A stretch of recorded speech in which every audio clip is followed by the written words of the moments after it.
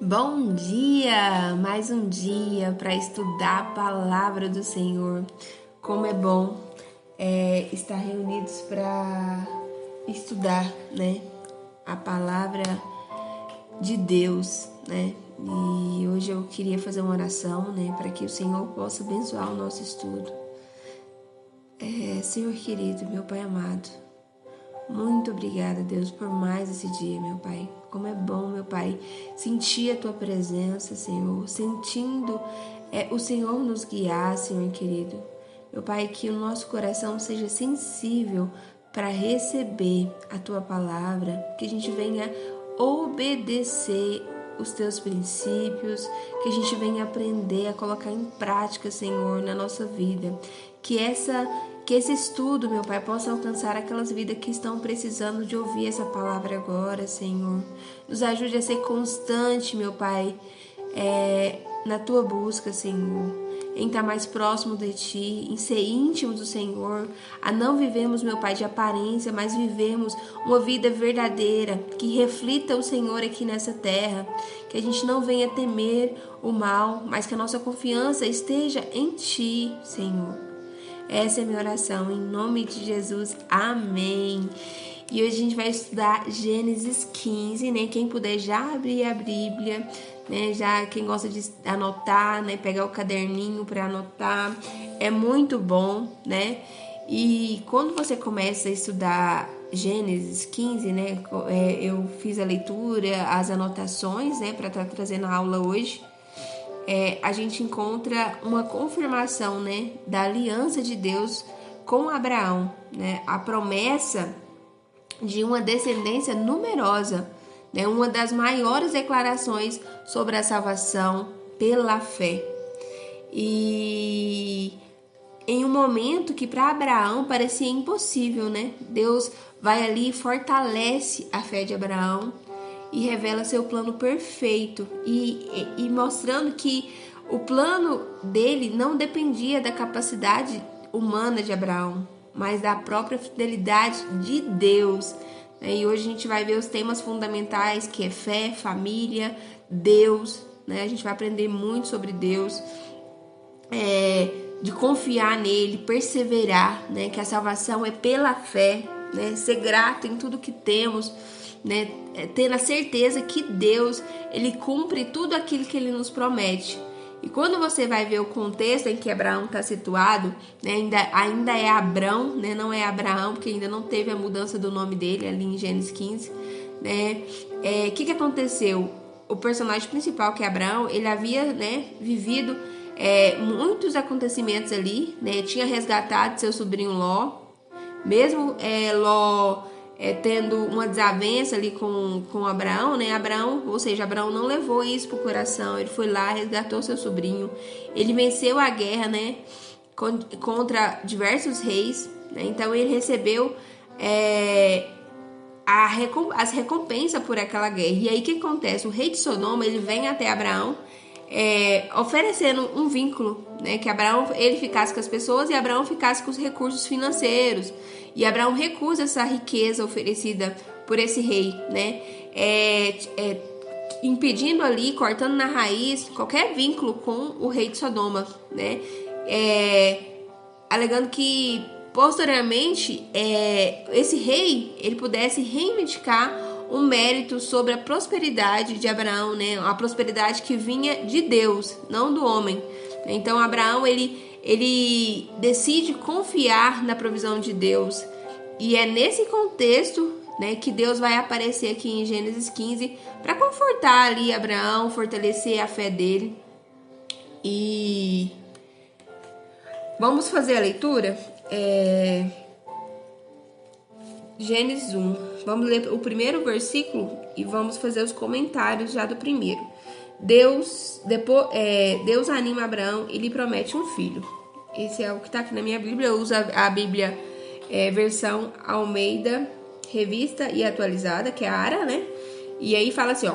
Depois desses acontecimentos, veio a palavra do Senhor a Abraão, numa visão, e disse: Não temas, Abraão. Eu sou o teu escudo e teu galardão será sobremodo grande. E aqui a gente vê que após recusar lá os bens oferecidos pelo rei de Sodoma, Abraão demonstra, né, que a sua confiança estava no Senhor, né, como eu falei ali no início ali do contexto, e Deus aparece aqui para falar para ele, né, reafirmar o seu cuidado ali com Abraão, né? Então, e quando eu fui estudar a palavra escudo, né, que aqui fala assim: não temas, Abraão, eu sou o seu escudo. Eu percebi que a palavra significa proteção, defesa, segurança, né? Embora Abraão ele fosse um homem muito rico, o seu maior tesouro era o próprio Deus, né? Então, Abraão poderia estar ali preocupado, né? Que o rei achasse ruim, ou as represálias também dos reis que foram derrotados, né? Ou até mesmo estar refletindo, né? Eu fico imaginando na minha mente que ele pode também estar refletindo sobre as riquezas que havia recusado, né? E aí por isso que Deus vem e encoraja Abraão, né? O Senhor não só apenas promete proteção, né, falando que é o escudo, mas apresenta Ele mesmo como proteção, né, de Abraão, que Abraão estava vivendo aquilo que era para viver, né? E aqui a gente também vê o amadurecimento de Abraão, né? Sua segurança não estava mais em recursos financeiros, ele não estava com medo do ser humano, né, como ele ficou lá no Egito de morrer, e aí mentiu, né, em relação a Sarai, mas a confiança dele aqui está em Deus, né? E eu vejo que a promessa, né, de que Deus faz a Abraão aqui, ela se estende a nós também, por meio de Cristo, né? A gente não precisa viver dominado pelo medo, porque Deus, ele continua, né, sendo o nosso escudo, a nossa recompensa, o nosso galardão. E muitas das vezes, a gente, por se perder na correria da vida, a gente acha que a segurança da gente está no dinheiro, na posição social, nos recursos humanos, e não é nada disso, né? Aqui em Gênesis 15, fica claro pra gente que a verdadeira segurança está em Deus, o nosso bem maior precisa estar em Deus, como Abraão nos ensina, né? Ele é nosso escudo, então a gente pode enfrentar qualquer circunstância, que Deus é o nosso escudo, Deus é o nosso protetor. E aí agora vamos fazer a leitura de Gênesis do versículo 2 ao 6 e vamos parar para fazer mais um pouco de comentário. Respondeu Abraão: Senhor Deus, que me haverás de dar se continuo sem filhos e o meu herdeiro da minha casa é o Damasceno Eliezer? Disse mais Abraão: a mim não me concedeste descendência, e um servo nascido na minha casa será o meu herdeiro. A isto respondeu logo o Senhor, dizendo: não será esse o seu herdeiro, mas aquele que será gerado de ti será o teu herdeiro. Então conduziu-o até fora e disse: olha para os céus e conta as estrelas, se é que podes. Ele disse: será assim a tua posteridade. Ele creu no Senhor e isso lhe foi imputado para a justiça. Então a gente vê aqui que a fé de Abraão, ela é imputada como justiça, né? De todas as bênçãos recebidas que Abraão tinha, né, que ele era um homem muito rico, muito bem sucedido, ele ainda continuava ali preocupado em não ter filhos, né? E falando humanamente, gente, era como se fosse impossível, né? Abraão já estava idoso, né? Sara era estéril e o tempo, né, parecia que já tinha passado, não tinha mais tempo de ter filhos, né? Mas mesmo assim, né, quando Deus conversa com Abraão e Abraão expõe essa preocupação de não ter filho, não ter herdeiro, e ali ele pensa que o Eliezer, né, seria o herdeiro dele, né? A gente vê que quando Abraão sai de Harã, lá em Gênesis 12, 5, ele sai com a sua família, né, e seus servos, né? E possivelmente esse Eliezer já tinha nascido, né, nessa época, ou nasceu nessa época. E eu acho que provavelmente lá em Gênesis 24, 2, né, aquele servo que vai buscar a esposa para Isaac, provavelmente é esse servo, né? Porque fala lá em Gênesis 24 que ele era o mais antigo da casa e ele era responsável por administrar tudo o que Abraão possuía, ou seja, era um servo de confiança de Abraão. Então, e aí Deus fala para Abraão que Eliezer, ele seria, não seria seu herdeiro. O herdeiro dele viria do próprio Abraão, né, de uma forma natural. E é bom a gente perceber aqui, porque a gente vai ver nesse capítulo que Abraão vai conversar muito com Deus, ele vai dialogar, vai mostrar que ele tem intimidade com o Senhor e que ele não está murmurando, ele apenas está dialogando com o Senhor, né? Porque naquele momento as circunstâncias dele pareciam totalmente contrários à promessa que Deus tinha falado para ele. Mas em relação aos filhos, Abraão, ele crê em Deus. Então, o versículo central, né? E esse versículo ele é tão importante que depois ele vai ser repetido no Novo Testamento bastante, né? Que assim como Abraão creu, né? Ele foi justificado pela fé, nós também somos justificados em Cristo. Então, a gente vê que Abraão, ele creu, né? Ele no Senhor, e ele foi considerado o pai da fé, né? Então, e hoje nós somos, né? É como se a gente também fosse filho de Abraão por conta disso, porque é pela fé que nós alcançamos a salvação, né? Crendo que Jesus Cristo morreu por nós e fomos justificados por Deus, né? Então, a nossa salvação não é por obras, nem méritos, nem capacidade humana, mas sim pelo sacrifício de Jesus. Então, Abraão, ele foi declarado justo porque ele confiou em Deus, né? Então, da mesma forma, somos salvos pela fé em Cristo. E a salvação, gente, é muito importante a gente prestar muita atenção nisso, né?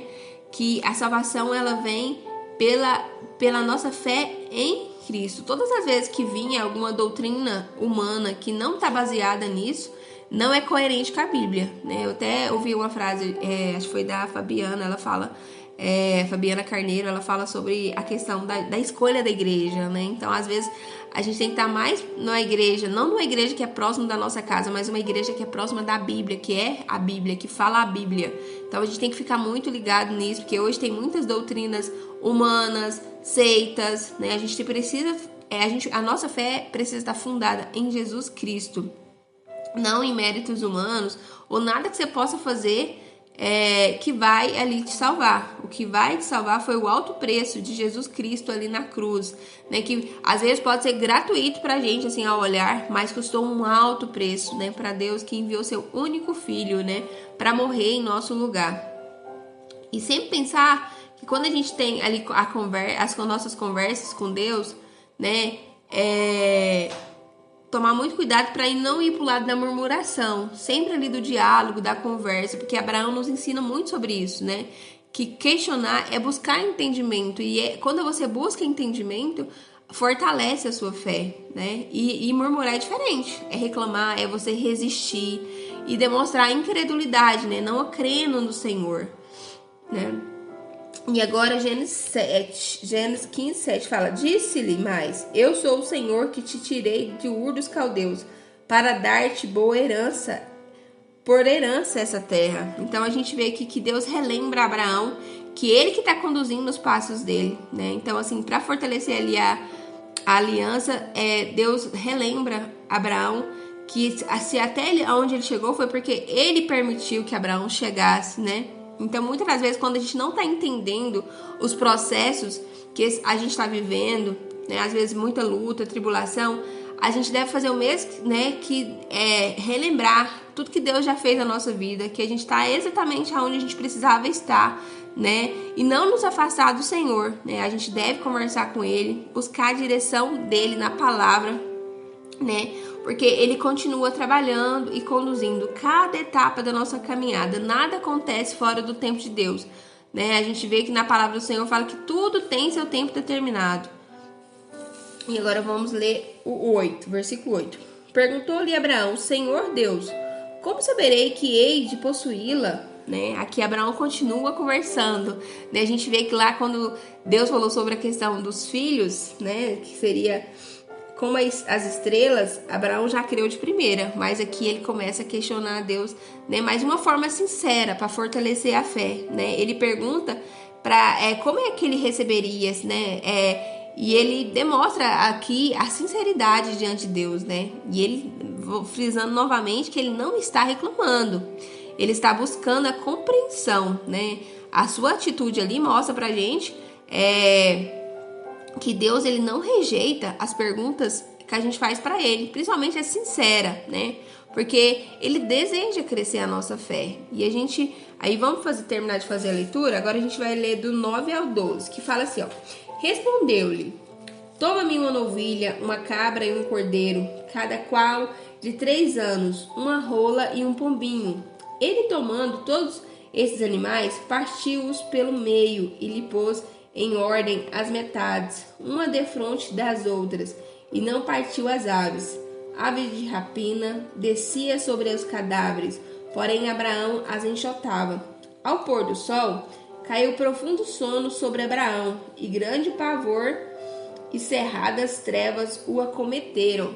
E aqui a gente vê que Abraão ele pediu a confirmação, né, da promessa no versículo 8, né? Não por incredulidade ou por estar murmurando, mas porque ele desejava compreender melhor esses planos de Deus. Então o Senhor orienta ele a preparar alguns animais para o sacrifício, né? E quando a gente vai estudar o significado dos animais, né, na Bíblia, a gente vê que naquela época as alianças eram confirmadas por meio de derramamento de sangue, porque o pecado ele produz a morte, né, e a justiça ele exige um pagamento.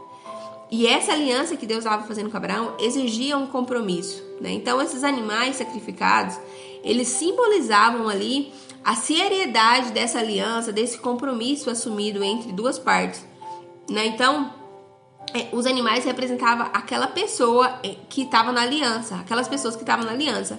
Então, caso alguém quebrasse esse acordo, deveria sofrer as mesmas consequências que os animais, né, tinham sofrido, né, que eles foram divididos ao meio. Por isso, a importância da gente estudar e entender, né, como era aquela época, porque Cristo ainda não tinha vindo, né? Então, era necessário esse ritual para que houvesse essa aliança, esse contato com Deus, né? E isso aqui, gente, aponta para uma realidade muito maior, né? Que é o sacrifício de Jesus Cristo, né? Porque a gente vê séculos depois, né, que Cristo ele derramou seu sangue, né, para estabelecer uma nova aliança entre Deus e os seres humanos, né? Um sacrifício que foi perfeito, né, que substituiu definitivamente os sacrifícios dos animais. Né, Jesus ele viveu sem pecado, ele derramou seu sangue para trazer perdão, né, e reconciliação entre Deus e o homem. Então a gente vê que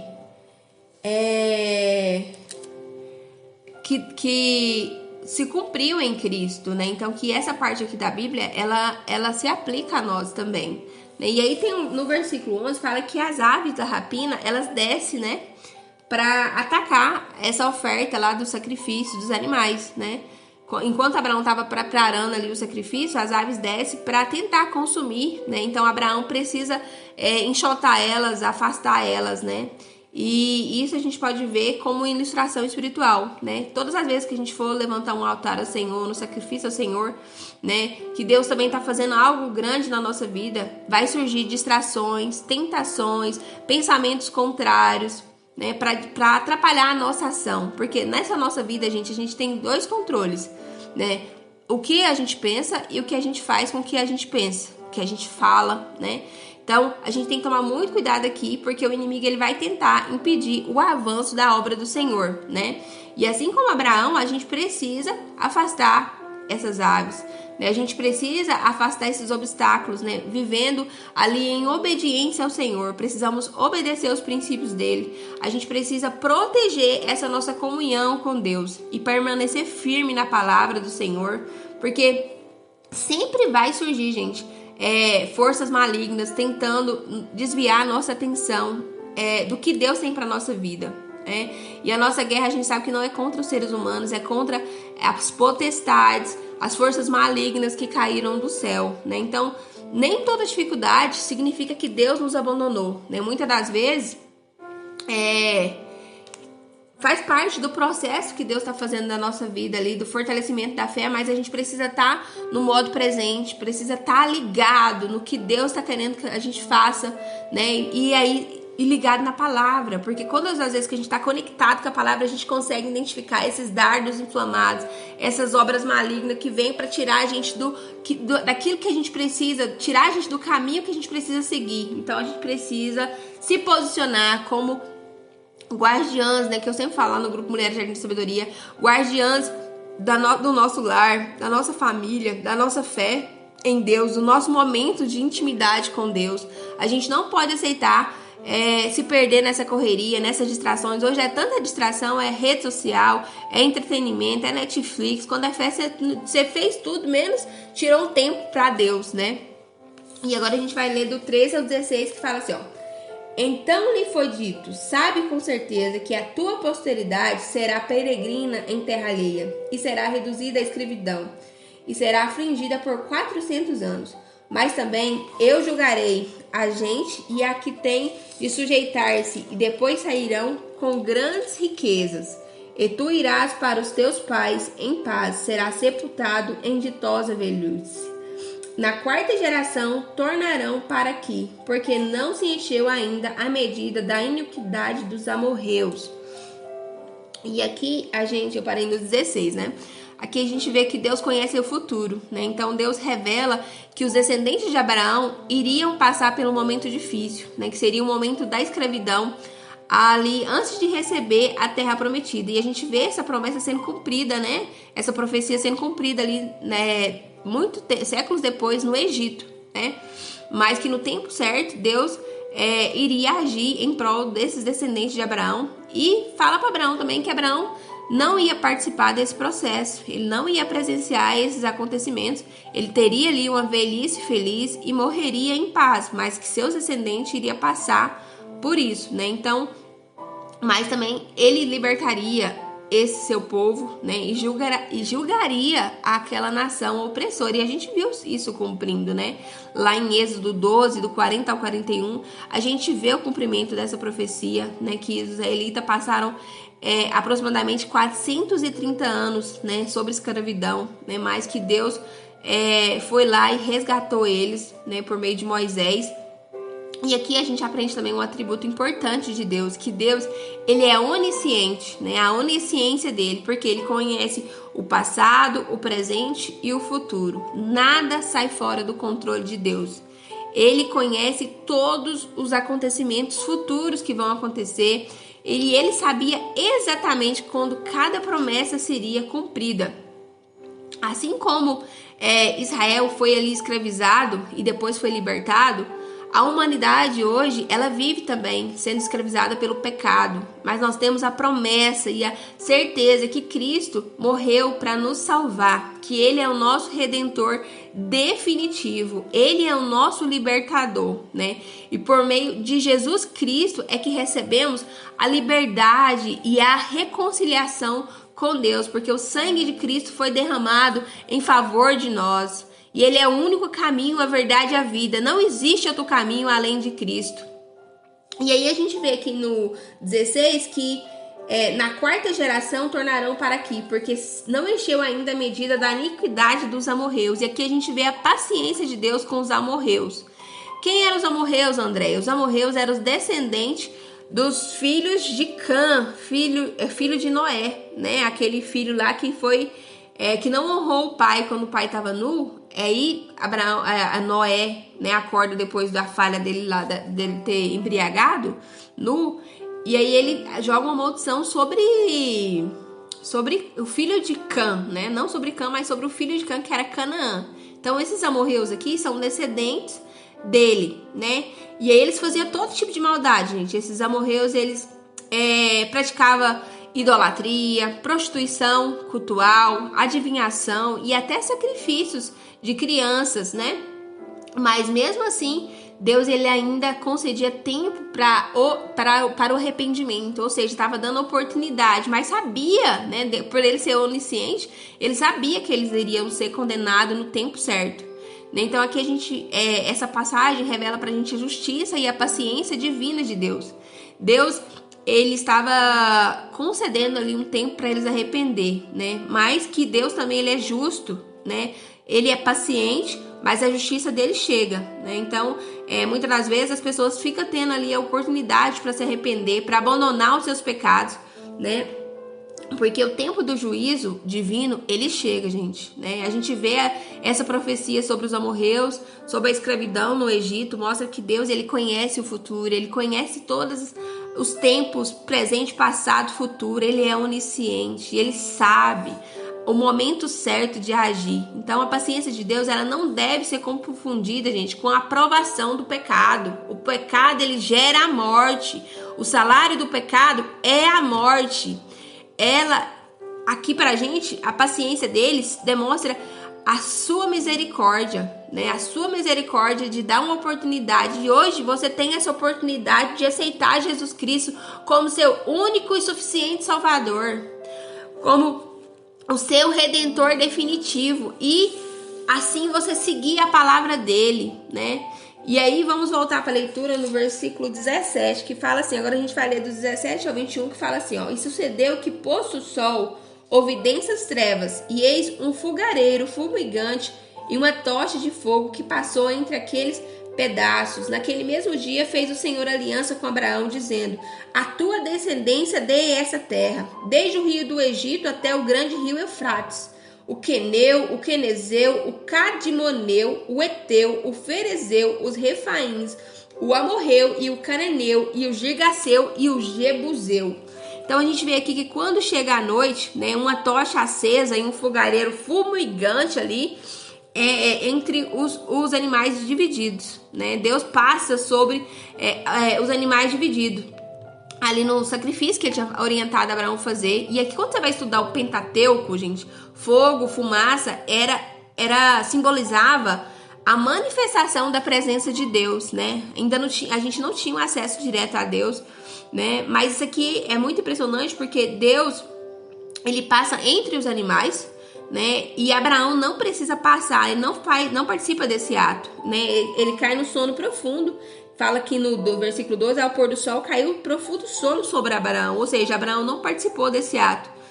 E isso demonstra pra gente que a aliança, ela dependia da fidelidade de Deus e não da capacidade humana, né? Ou seja, era uma aliança unilateral. O Senhor estava assumindo ali a responsabilidade pelo cumprimento da sua promessa.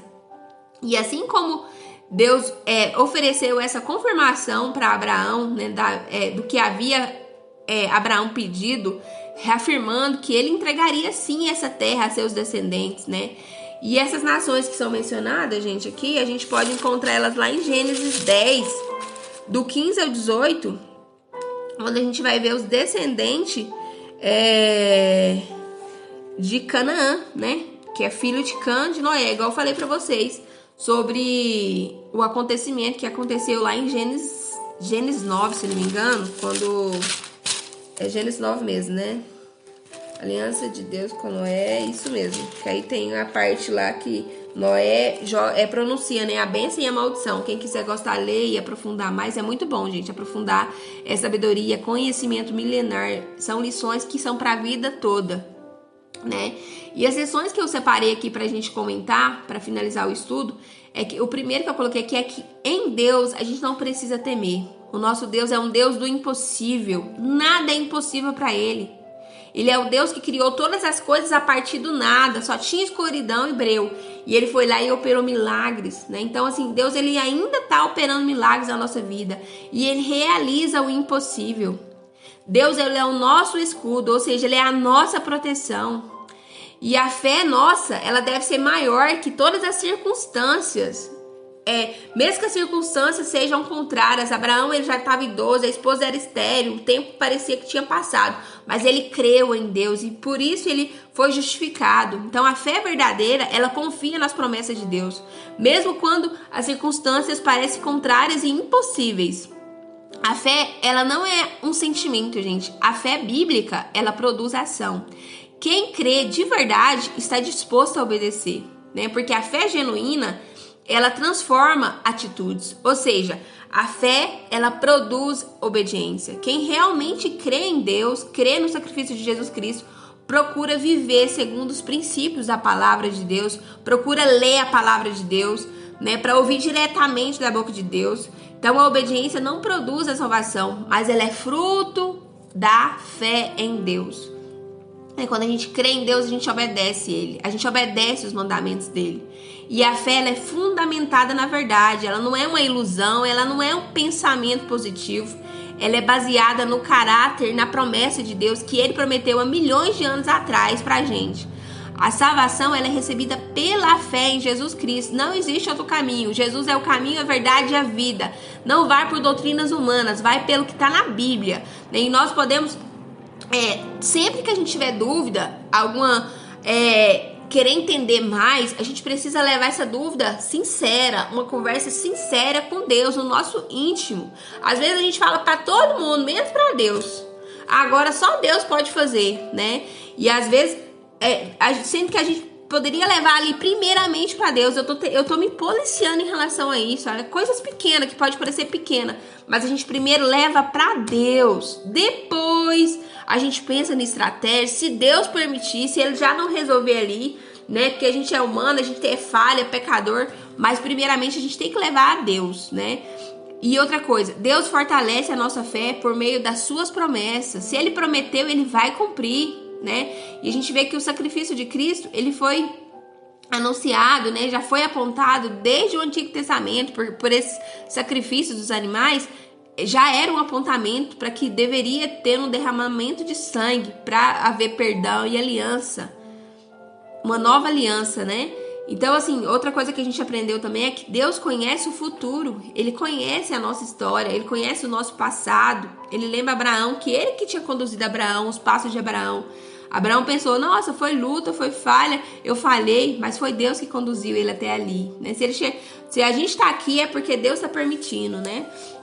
Outra coisa que a gente aprende também é que Deus é paciente, né? Mas o pecado, ele tem consequências. A medida da maldade dos amorreus mostrou que Deus concede tempo para o arrependimento, mas o juízo chega no tempo certo de Deus. E Deus, ele é fiel, né? E ele é maior, a fidelidade dele é maior que qualquer limitação, qualquer capacidade humana. Não depende do ser humano, é muito maior do que a gente pode imaginar, né? E quem confia em Deus pode descansar nas suas promessas, porque se Ele prometeu, Ele vai cumprir. O sacrifício de Cristo, ele foi perfeito, gente, ele foi definitivo. Jesus cumpriu tudo aquilo que tinha para acontecer, já aconteceu em Cristo, né? O sacrifício do Antigo Testamento simbolizava o que aconteceu com Cristo. E hoje a gente tem acesso direto ao nosso Pai por meio de Cristo. Cristo é o nosso Redentor. Ele é o nosso Redentor, o nosso Libertador, né? E outra coisa que a gente tem que falar, gente, é que a gente faz... Abraão é o pai da fé e nós somos filhos, né? Com base nessa influência espiritual de Abraão. E hoje nós podemos ser influentes na vida dos nossos filhos, da nossa família, dos nossos amigos. E Jesus nos deu uma missão: ide ao mundo, pregar o evangelho a toda criatura. Você não pode ficar parado, seja na sua casa, dentro da sua casa. Primeiro, na sua casa é o primeiro lugar que você vai dar exemplo. Depois lá fora. Primeiro, o ministério seu é dentro da sua casa, é ser um bom pai, é ser uma boa mãe, né? Então a gente precisa tomar muito cuidado da importância da nossa influência espiritual, né? Porque a gente vê o impacto dessa fé de Abraão, gerações e histórias, né? Depois, até chegar a nós, né? Hoje em dia. Então, a importância da gente policiar nossas palavras, o nosso comportamento, o nosso exemplo, gente. A gente sabe que o exemplo, ele arrasta, né? Não é palavras... As palavras, elas podem até inspirar, mas o exemplo, ele arrasta. Então, a gente precisa ter experiência, influência espiritual dentro do nosso lar, dentro da nossa casa, com os nossos filhos, né? Antes que cheguem os dias maus, porque os nossos filhos também vão passar por situações difíceis. Muitos dos nossos filhos vão encontrar Deus mais rápido, mas muitos pode ser que vai demorar, né? Vai ter as aflições nesse mundo, né? Porque Jesus fala que a gente passaria por aflições, tribulações, mas ele fala que pra gente ter bom ânimo, que ele estaria com a gente o tempo todo.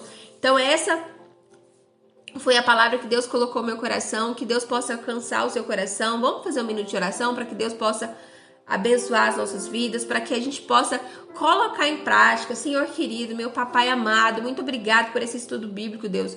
Como é bom, meu Pai, estudar mais e mais de Ti. Como é bom ser usado pela Tua palavra, meu Pai. Que essa pessoa que esteja ouvindo essa ministração agora, meu Pai, que ela seja alcançada pela Tua verdade, meu Pai. Que a Tua voz, meu Pai, que habita em mim, que está aqui para falar, Senhor querido. Usa-me aqui, Senhor querido, cada vez mais nesse canal, que eu possa ser uma bênção na vida das pessoas, que eu venha distribuir aquilo que o Senhor tem colocado no meu coração por meio do estudo da Tua palavra, Jesus. Meu Pai, abençoa essa pessoa, meu Pai, eu não sei o que ela precisa, mas o Senhor sabe. Vá de encontro, Senhor, nesse momento. Restaura casamento, restaura a vida familiar, Senhor querido. Meu Pai, que essa pessoa restaura a fé dessa pessoa em Ti, Senhor querido. Meu Pai, que essa pessoa tenha sede de Ti, que o Senhor seja o primeiro pensamento dessa pessoa, que ela venha priorizar ao Senhor, meu Pai. Abençoa essa vida, Senhor querido. Vá de encontro neste momento. Oh, aleluia, Senhor querido, em nome de Jesus, amém. Obrigada, Senhor querido, obrigada, porque o Senhor é perfeito e a Sua presença é maravilhosa e eu sinto a Tua força, Senhor, em nome de Jesus, amém. Né? Que bom, né? Chegamos ao final de mais um estudo, né? De Gênesis 15, que bom, né? E se você gosta desse tipo de conteúdo, né? Já se inscreva no canal e deixa seu like, né? Para que outras vidas sejam alcançadas por meio dessa palavra, para que outras vidas sejam alcançadas pela verdade. A gente tem uma grande missão aí de levar a palavra do Senhor a toda criatura. E não podemos ficar calados, não podemos nos calar nesse momento, né? E é isso, fica com Deus, um abraço e até o próximo vídeo.